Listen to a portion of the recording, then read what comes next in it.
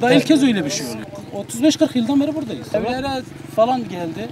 Önceden mesela devletin yaptığı baraj zamandaki yapılan setin böyle olmaması için yapılmıştı. O setleri de falan işte kum ocakları falan aldığın dolayısıyla nedeniyle o taraflar işte yıkılarak böyle oldu. Yoksa mesela o seti falan almış olmasalardı öyle olmazdı. Hep birikintiler, Fırat'tan gelen birikintiler.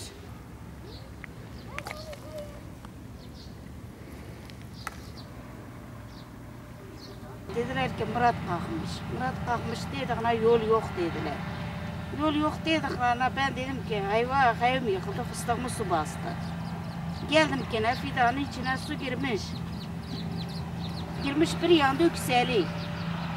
Fidanı bastı. Hiç fidan görükmedi, fıstık fidanı. Geldim oturdum seyrettim, ağladım durdum. Bir ay Ramazan günü işçiye para vermeye paramız yok. 11'e kadar sabah erken kalkarım. 11'e kadar ben buna emek verdim. Zahmet verdim. Yetkililer demeyin mi ki elin canı, malı, her şeysi yerde. Bize bildirmeler gerekmeyin mi? Yok bıraktılar. Adam öğün bırakır. Böyle fakirin fıkaranın emeğini de suyun altına korma. Kocam özürlü.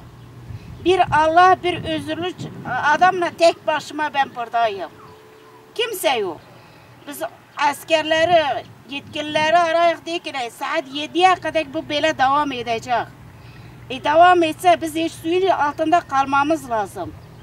Ceyranlar hep açıkta. Biz bir şey yapamayız. Dinamalarımız su bastı.